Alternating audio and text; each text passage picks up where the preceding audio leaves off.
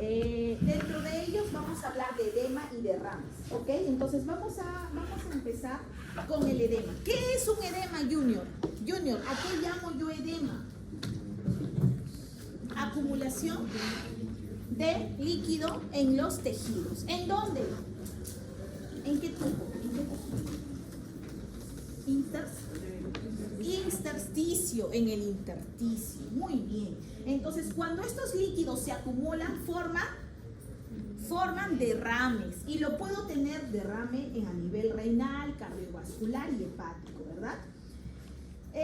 Tenemos dos tipos de derrame, entre comillas, inflamatorio y no inflamatorio. El inflamatorio es causado por todas las infecciones y el no inflamatorio es aquella que no es causada por infecciones. Ejemplo, la insuficiencia cardíaca congestiva, porque produce un trasudado. ¿Qué criterio se utiliza para nosotros definir trasudado y exudado? ¿Qué criterio se usa? ¿Qué criterio se usa, chicos? Los criterios de Klein. Son unos criterios que lo van a enseñar, donde van a ustedes definir cuál es la diferencia entre un exudado y un trasudado. ¿Ya? Entonces, acá tenemos los derrames y edemas pleurales, ¿no? Ya hemos visto que el líquido intersticial tiene de 10 a 30 líquidos, puede almacenarse en muchas cantidades en espacios virtuales y acá tenemos los ejemplos. A ver, aquí, enfermedad. ¿Qué es anasarca? ¿Qué es anasarca? Generalizado. Entonces, si yo les pregunto ¿qué es anasarca? ¿Qué me van a contestar? Edema generalizado. Ejemplo de enfermedad en anasarca. Chicos, Kwashiorkor, perfecto. ¿Otro? En anasarca, ¿qué otra patología vemos? Cristian.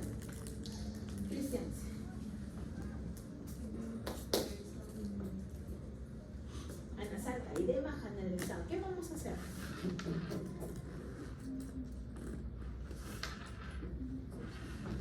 Sepsis puede ser, pero cuando ya está al final. Puede al final, no para anasarca. Ejemplo de anasarca, un síndrome nefrótico para anasarca. Sí. Pérdida de proteínas. ¿Esto qué es? Un hidroperitoneo, ¿verdad? Y esto, maligna. ¿En qué casos tengo ascitis maligna, Aldo? Ascitis maligna, Aldo. Pero ascitis es edema abdominal. Exacto, pero esa ascitis es acúmulo de agua. ¿En qué patologías tengo acúmulo de agua para ascitis? Cirrosis tengo ascitis, pero no maligna. ¿En la boca? ¿No? No. Tumores, cáncer gástrico. El cáncer gástrico hace citis maligna. El cáncer de ovario hace citis maligna. ¿Ya?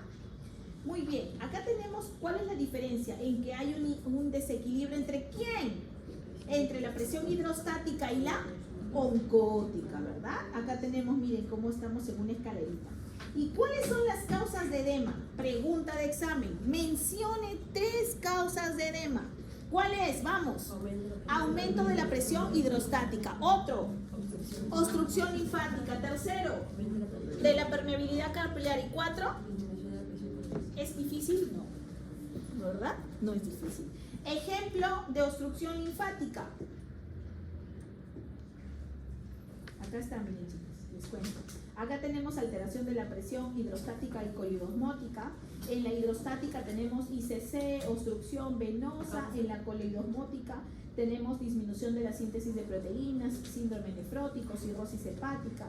En la obstrucción linfática tenemos inflamatoria por una neoplasia postquirúrgica o por parasitosis como filaria, ¿no? Y el aumento de la permeabilidad vascular cocapilar con infecciones, con inflamación y con angioedema. Son diferencias de las 4 causas. ¿Cuáles son las alteraciones?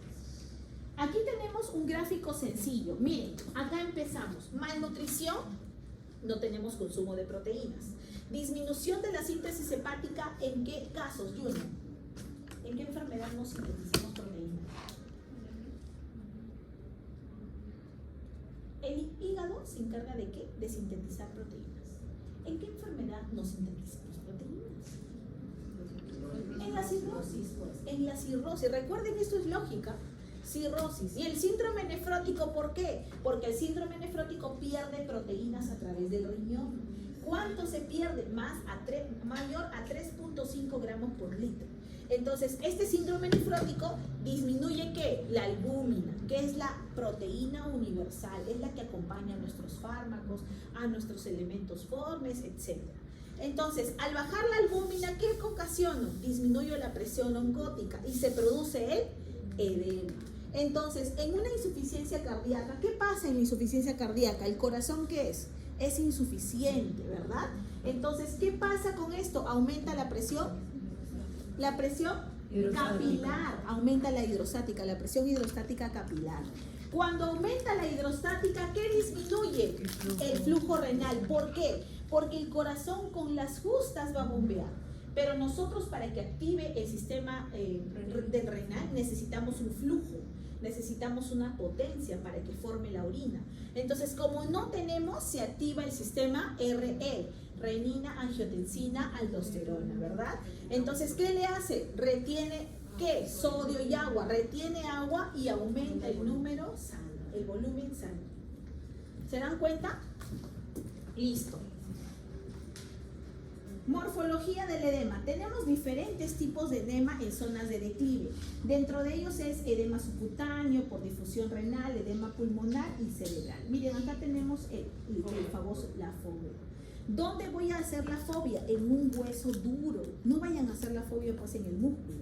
La fobia se coloca el dedo en un hueso, en una especie dura para que se forma la fobia, ¿no?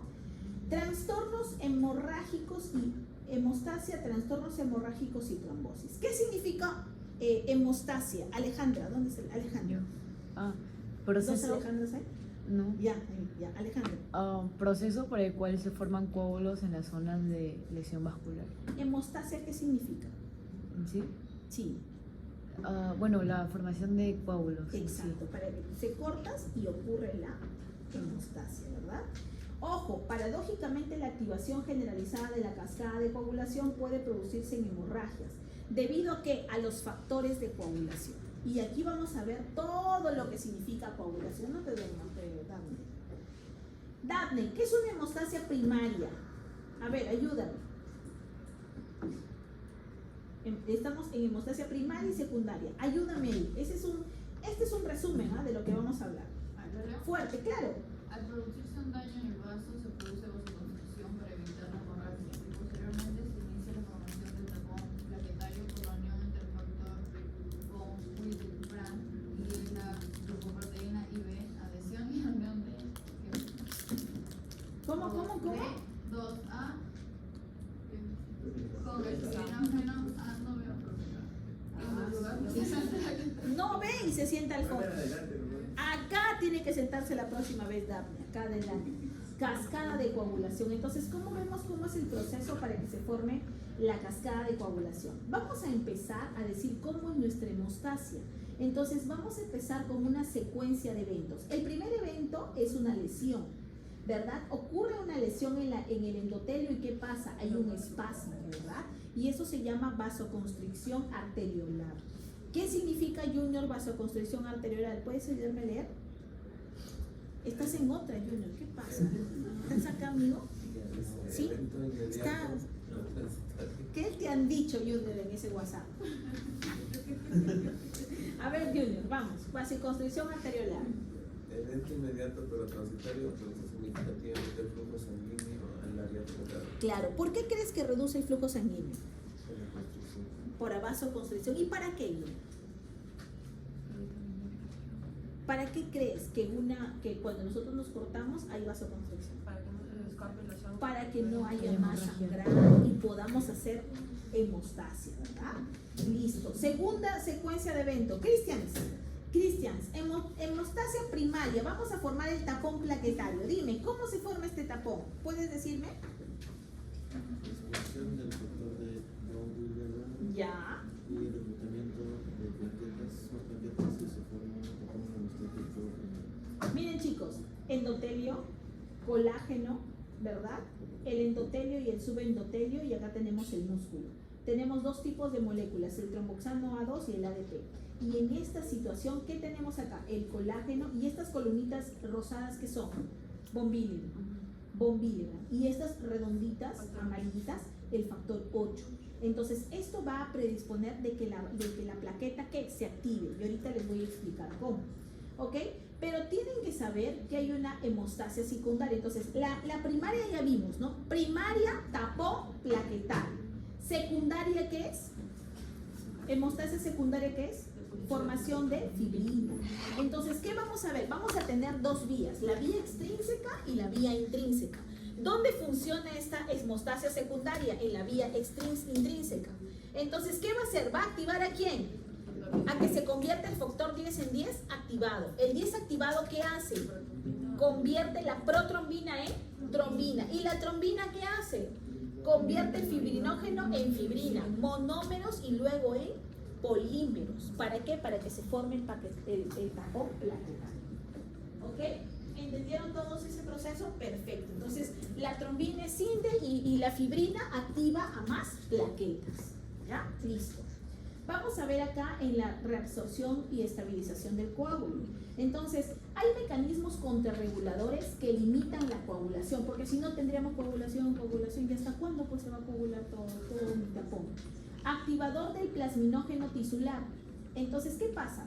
Una vez que también que se activa la trombina para ser compensatorio, se activa la proteína C. La proteína C convierte a los activadores de plasminógeno para que convierta el plasminógeno en plasmina. La plasmina entra a la membrana endotelial y impide también que se genere más plaquetas, ¿verdad? Ahora, hemos hablado de las plaquetas. ¿Y las plaquetas de dónde derivan? Junior, ¿de dónde derivan las plaquetas? Del megacariocito, ¿cierto? Entonces, las plaquetas del megacariocito son células anucleadas, son discoides, producen de los megacariocitos de la médula ósea, tienen todos estos que ahorita lo vemos en la imagen, son gránulos densos. ¿Y cuánto es lo normal? De 150 a 450.000. Cristian, el 70% se encuentra en la sangre y el resto en el vaso. ¿Por qué crees que se encuentra en el vaso? ¿Por qué crees que el 70% se encuentran en la sangre y el resto en el vaso? ¿Qué hacen las plaquetas en el vaso? Cristians, el otro Cristians. Cristian, ¿estás acá? Estás viendo la disposición, ¿verdad? Pero ya, ¿por qué se quedan en el vaso, chicos? Porque ahí mueren, pues. En el vaso se mueren. Exacto, en el vaso se mueren las plaquetas. ¿Ok? Entonces, pero no van a estar el 70%, pues. Siempre va a haber un 30%, ¿verdad? Y acá tenemos a nuestra plaqueta. Miren, chicos. Plaqueta tiene un citoesqueleto. ¿Cuáles son el citoesqueleto? Sus microtúbulos. Pero miren, algo clásico de la plaqueta. ¿Qué tiene? Y esto es examen, ¿no? ¿Qué tiene? La glucoproteína 2B3A. Perfecto. Tiene, mira, la membrana, glucógeno, actina, miosina, glándulos alfa, glándulos beta, su mitocondria y sus microtúbulos. Pero lo más importante es esto hacia el exterior. ¿Y por qué, doctora? ¿Por qué es importante saberlo?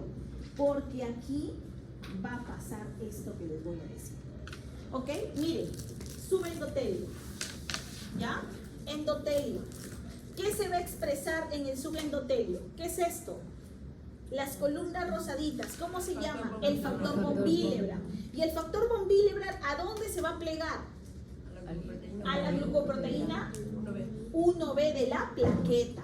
Cuando estos dos se fusionan, cambia su conformación a través de un ADP y hace que la plaqueta se active. ¿Y cómo se activa la plaqueta? ¿Cómo se activa la plaqueta, chicas? Porque la plaqueta forma ese complejo que les acabo de mencionar, el complejo 2B3A, esto de acá. ¿Ok? Entonces, ¿esto qué hace? Que llame a más plaquetas. ¿Para qué? Para que ocurra la homeostasia. La hemostasia. ¿Ok? Entonces, hasta aquí, ¿quedó claro? Activa fibrinógeno, desciende en fibrina y convierte más plaquetas, más coágulo. Si hay una normalidad en el factor, ¿habrá activación de plaquetas? Entonces esa enfermedad se llama von Willebrand, que no se expresa el factor. ¿Ok? Si esto de acá, si esta plaqueta no se activa, no se compromete y no funciona no produce este complejo, ¿será una enfermedad por un déficit de tromboastenia de Glassman, ¿ok? Cuando esto no se activa. Y si esto de acá no tiene el GP1B que se activa el von Willebrand, ¿qué tenemos? Listo. Tenemos 3 patologías que puede alterar nuestra hemostasia. ¿Está claro? Facilita. Si yo les digo, ¿qué es el síndrome de Bernard-Soulier? Déficit de la proteína 1. De la lipoproteína 1, ¿cierto? ¿Y el von Willebrand? Déficit de von. ¿Cuál es de los 3? ¿Cuál es el más clásico, el más frecuente? El de von Willebrand. ¿Ya? Listo.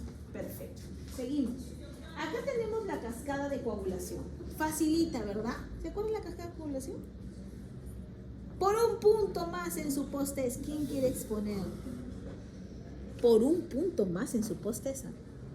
Daphne, Alma, Vladimir, Dulce, que Dulce está en genética, creo.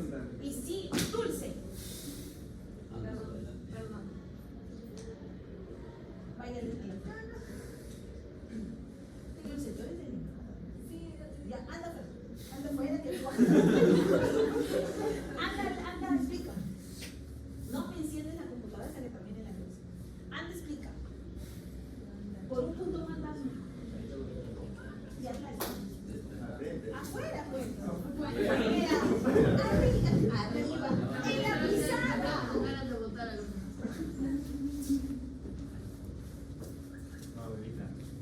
¿Tú también estás haciendo genética? No, beba. Muy bien. Bebita, que sí. Vamos, Vladimir es Vladimira. A ver, vamos. Primero tienes que saber que hay 2 vías, ¿cierto? Ya, explica. Ya, bueno, hay 2 vías, ¿no? Hay 3, ¿no? La vía intrínseca, la vía extrínseca y esta vendría a ser la vía común. Exacto. Ya, bueno, en la intrínseca empiezas con el factor 12, que este se va a activar y al activarse activa al factor 11. Y este factor 11 va a activar al factor 9. Y este factor 9 ya activado más el calcio va a llegar a formar el factor 10. Y de igual manera, pero más corto, sería en la vía extrínseca, que el factor 7 más el calcio se va a activar, ¿no? Y ya va a formar igual el factor 10, y el factor 10 activado con el calcio va a transformar la protrombina en trombina. Dulce, apaga tu... No, apaga tu computadora. No, apaga tu computadora. En serio, ya. No me amargues, Dulcecita, de mi corazón, lo siento. Dale una hoja, un poquito para que vean a la luz. Ya, tú ahí. No computadora. Ya, listo. ¿Qué más? Oye, que la trombina va a activar al fibrinógeno en fibrina, pero solo en una condición de monómeros, y luego ya se va a formar polímeros. Polímeros, ¿verdad? Algo importante, gracias Vladimir, un punto. Muy bien, entonces, ¿qué vamos a ver? Que el factor extrínseco, en el factor extrínseco, nosotros tenemos al factor tisular, ojo, ¿ya? Y en el sistema intrínseco tenemos a la lesión, es diferente.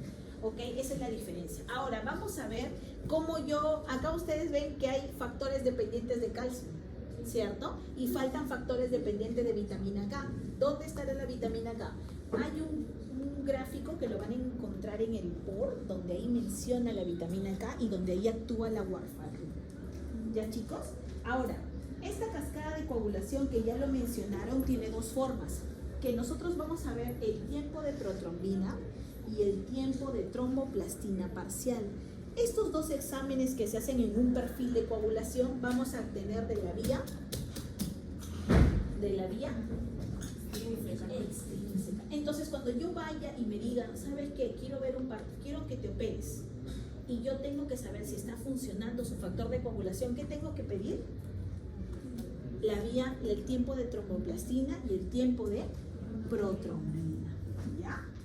Listo. ¿Qué limitantes hay en la coagulación? ¿Cuáles son los limitantes? Lo que no me van a impedir que se coagule.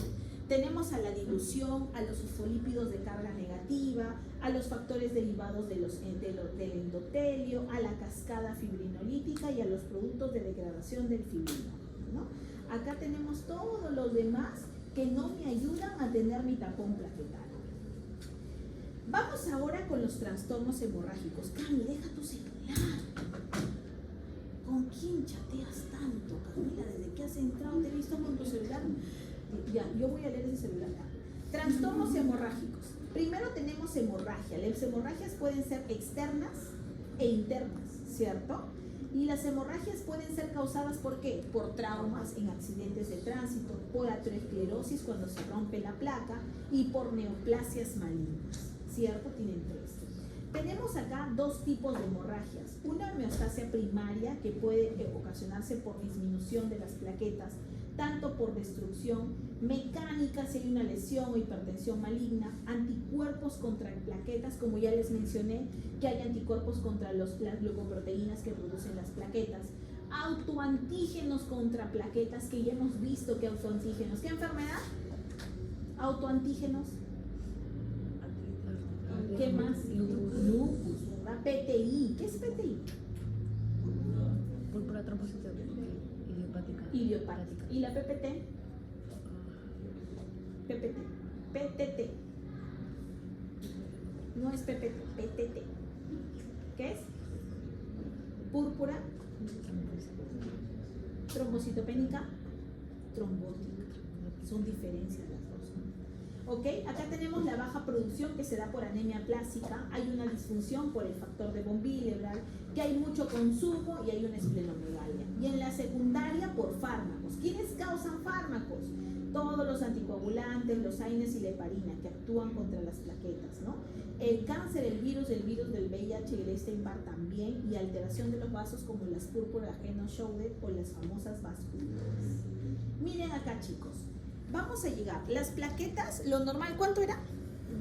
150 A 450. Entonces, si yo tengo trombocitopenia, ¿cuánto está catalogado la trombocitopenia? ¿Menor a cuánto? ¿Menor a cuánto? 150.000. Pero yo tengo trombocitopenia leve, moderada y severa. Se dice que las trombocitopenias severas se van por debajo de 50.000. ¿Ya? Cuando yo tengo menos de 50.000, tengo riesgo de ser sangrado intracerebral. ¿Ya, chicos? ¿Ya? Ahora, hay un número de plaquetas de 150.000, se puede producir por disminución de la producción, radioterapia, leucemia, aplasia medular, o sea, se puede producir por todas esas causas. Hay un secuestro del vaso cuando hay muchas plaquetas en el vaso que no sirven y el vaso hace esplenomegalia. Destrucción con el famoso PTI. El PTI destruye plaquetas, o sea, nuestro cuerpo rechaza las plaquetas. Hipertensión maligna que vemos como el famoso papilodema, ¿no? El famoso relacionado con enfermedades autoinmunes, consumo excesivo, el PTT, los fármacos, etc. ¿Cuál es la diferencia entre PTI y PTT? Los dos van a disminuir plaquetas, pero en la idiopática no va a haber daño neurológico. En la PPT tenemos epilepsia y convulsiones. ¿Ya? ¿Ya? Listo. Entonces vamos a ver trombocitopenia. Seguimos. Trombocitopenia inducida por fármacos.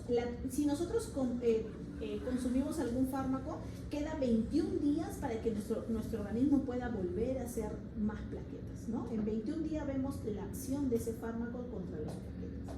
Y se resuelve después de 7 a 10 días de retiro del fármaco, ¿ya? Sobre todo los que están en quimioterapéuticos, ¿no? Esos son los más fregados.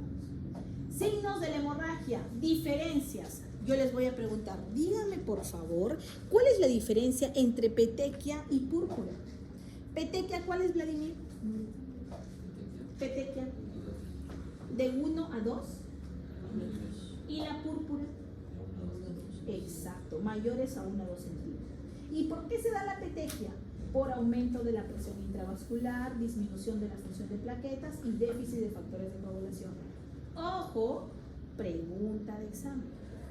Hemorragias mayores de 1 a 2 por traumatismos, vasculitis o por las mismas causas de las petequias. Púrpura, púrpura, púrpura, petequias. ¿Ok? Miren, petequias, púrpura. Esto de acá, equimosis, hematomas subcutáneos de más de 1 o 2 centímetros, generalmente por traumatismos también, ¿no? Aquí tenemos las colecciones en el hemotórax, en el tórax, hemoperitoneo en el peritoneo, y hemopericardio en el pericardio, ¿verdad? Miren chicos estas lesiones. Cami y Daphne, dame sus celulares.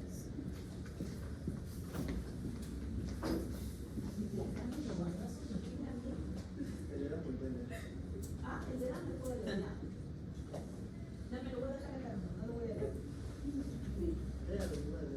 Dale permiso.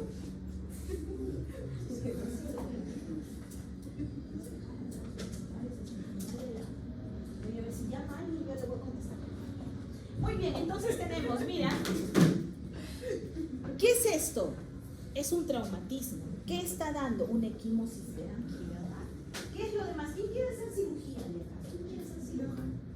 ¿Tú quieres ser cirujana? Mira, entonces si vas a ser cirujana vas a presentarte con estos 3 cuadros. Primero, traumatismo abdominal cerrado, hemoperitoneo. Segundo, traumatismo de tórax, hemotórax. Este es el pulmón, miren. Este es el pulmón. Y esto,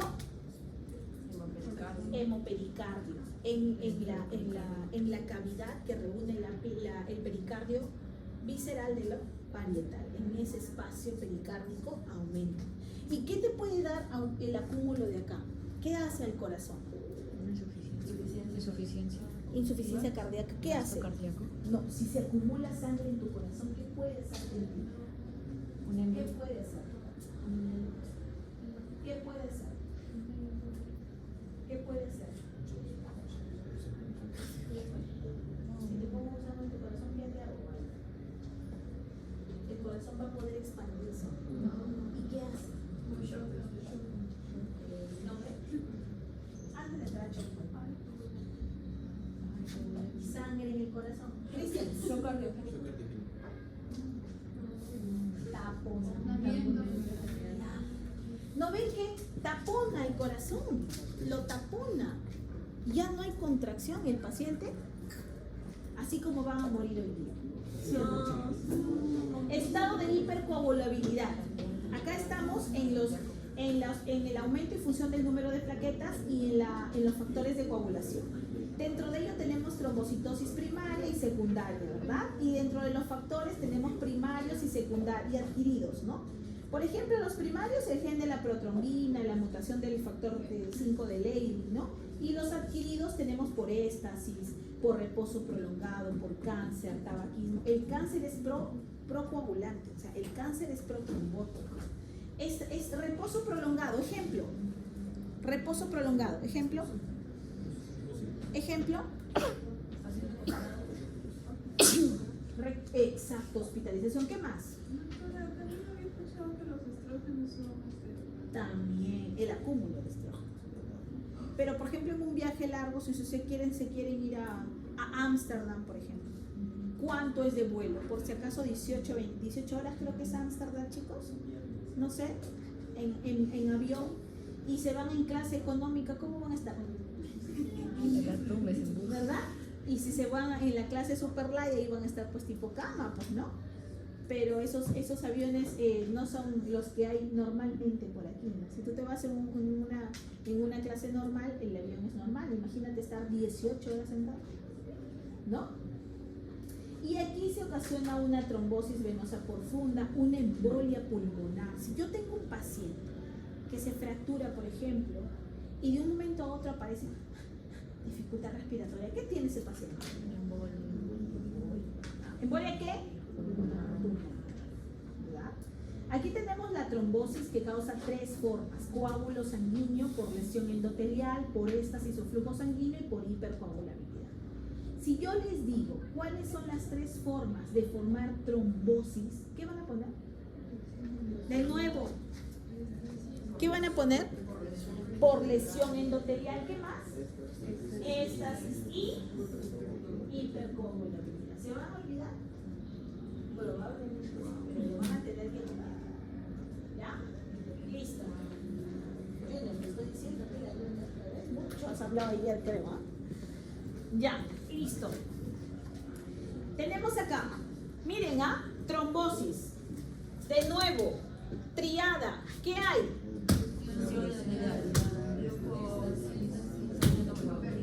Listo, triada. Dibújenme la triada de la trombosis. Ya saben. ¿Ok? ¿Listo o no? Ya. Más fácil imposible. Complicaciones clínicas. Venas, obstrucción a la luz, edemas. Y arterias, obstrucción del infarto, ¿no? Frente a tejidos que embolizan o en la misma zona. Destino del trombo. Imagínense que el trombo normalmente puede ser disuelto a través de ¿qué? De la fibrinolisis, ¿cierto? Pero si el trombo no se disuelve, ¿qué pasa? Sube, ¿no? Un ejemplo de ellos es la fibrilación auricular. ¿Saben, chicos, qué es la fibrilación auricular? ¿Han escuchado de eso? Fibrilación auricular, ¿qué es? ¿Cómo se llama? ¿Pero qué? ¿Cuál es la clínica? La clínica de Fradame, clínica de FEA. Christians. Los dos, cuando digo Christians, los dos. Taquicardia por encima de 120. Entonces, ¿qué pasa? El corazón está taquicárdico y toda tu sangrecita está protrombótica. ¿Qué pasa con el corazón? Lanza émbolos. ¿Y a dónde se va? Cerebro, corazón, pulmón, riñón, intestino y miembros inferiores o superiores. ¿Se dan cuenta cómo viaja y tapona y se mueve? ¿Ya? La embolia es eso, es un desplazamiento de la sangre o masa sólida, líquida o gaseosa que es arrastrada por toda la corriente hacia un sitio causando necrosis sistémica o infarto. El 99% de los casos de tromboembolia puede ser por tejido adiposo, médula ósea, aire, líquido amniótico, residuos de aterosclerosis o cuerpos extraños, ¿no? Por ejemplo, miren cómo se desplaza este trombo. Fregado, ¿no? Se muere, chicos, ¿no? Embolia pulmonar. 95% proceden de la trombosis venosa profunda de las piernas, por encima de la rodilla. La mayoría son asintomáticas porque son pequeñas, pero las de mayor tamaño generan insuficiencia respiratoria y obstruyen más del 60% del pulmón, ocasionando la muerte. Miren, émbolo. ¿Dónde queda la vena poplitea? ¿Dónde queda tu vena poplitea? ¿Dónde? Señala. Por acá dice. ¿Por acá es? ¿Dónde es? Es en la pierna. ¿Dónde es? La poplitea. Exacto. Por eso es la fosa poplitea, pues debajo de la rodilla. Atrás de la rodilla, detrás de la vena poplitea. ¿Llega a dónde? Por circulación. ¿A dónde llega? ¿De aquí a dónde llega? Suba. Hacia la vena femoral. ¿Dónde queda el femoral? No me van a decir con la pierna. Luego se va a dónde? A la vena femoral común. A la común. ¿Y la común? A la vena ilíaca. A la ilíaca. ¿Y ilíaca? A la ilíaca común. ¿Y la ilíaca común? A la vena cava. ¿Y la vena cava inferior? A la aurícula derecha, ¿verdad? ¿Y la derecha dónde se va después de la aurícula derecha? ¿Dónde se va el corazón? A la arteria pulmonar, ¿verdad? A las arterias. ¿Y de ahí? Puede quedarse en alguna de estas vías, ¿ah? Nadie sabe. Puede quedarse ahí, donde sea el calibre, pero la ilíaca es de mayor calibre, pero las arterias pulmonares es de menor calibre. Por eso es que ahí se estanca y muere. Embolia grasa, lesiones de la médula ósea o el tejido adiposo generan que el contenido penetre en la sangre. Es mortal en el 10% de los casos y su síndrome aparece a los 3 días, ¿no? Se pueden generar microembolias en el pulmón y cerebro, aunque los ácidos también pueden causar daño endotelial. ¿Cuál es la más común, chicos? Escuchen, escuchen. La causa más común son las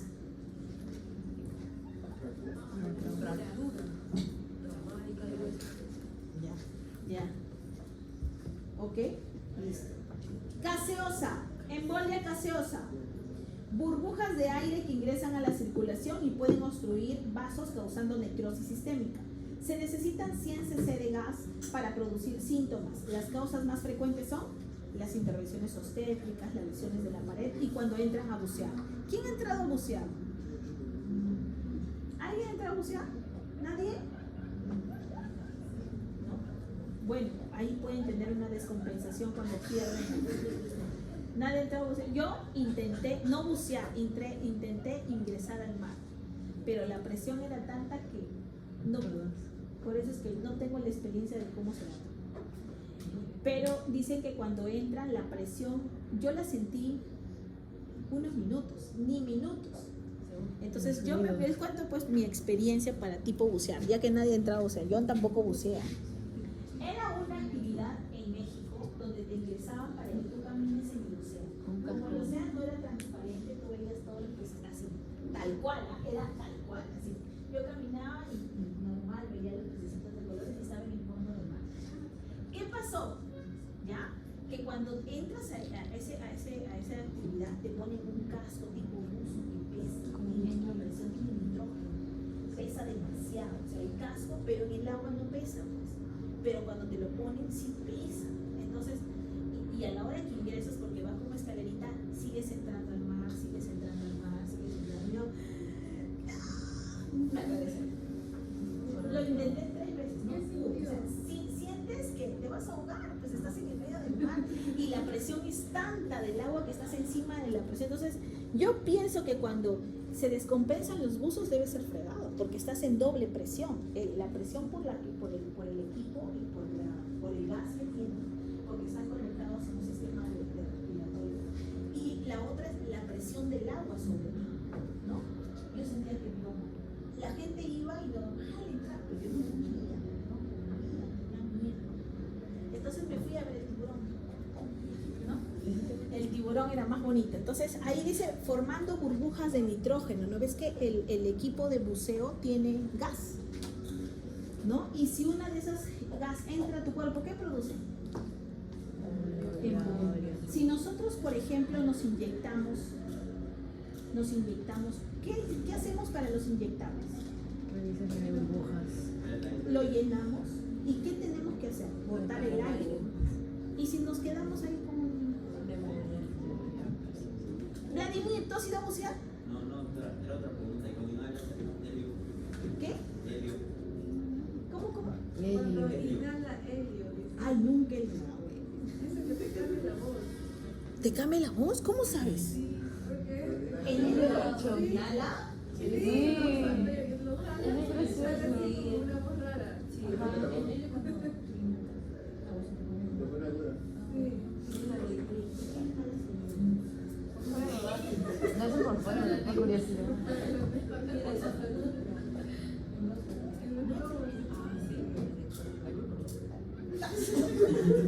No, entonces que le digo terminado y sigues hablando con la chica.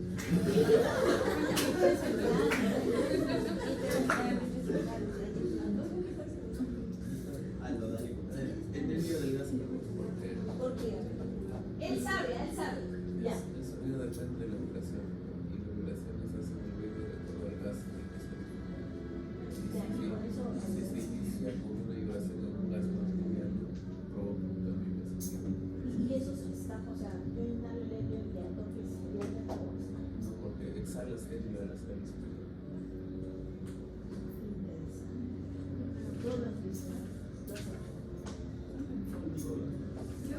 O sea, yo no veo televisión, o sea, soy desactualizada total. No te podré decir del helio, te lo juro que Vladimir está súper archi conocido con el helio.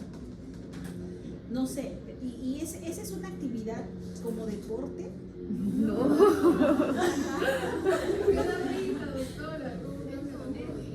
Ah, da risa, como O sea, ¿cómo te verás con esa voz de helio, Alba? ¿Cómo será? Así. Vamos al famoso infarto. ¿Qué es infarto, chicos? Necrosis, ¿verdad? Y necrosis por falta de circulación isquémica, que se da por la interrupción del riego en el drenaje. El 99% es causado por una tromboembolia, ¿ok? Recuerden que ese émbolo se puede ir a todos sitios. Uno de ellos es el corazón, ¿verdad? Hay dos tipos de infarto. El infarto rojo, que se dan por oclusiones venosas, ¿no? Venosas o en órganos de doble circulación con el pulmón, e infartos blancos, que es de causa arterial. Entonces, si yo les pregunto, ¿cuántos tipos de infarto hay?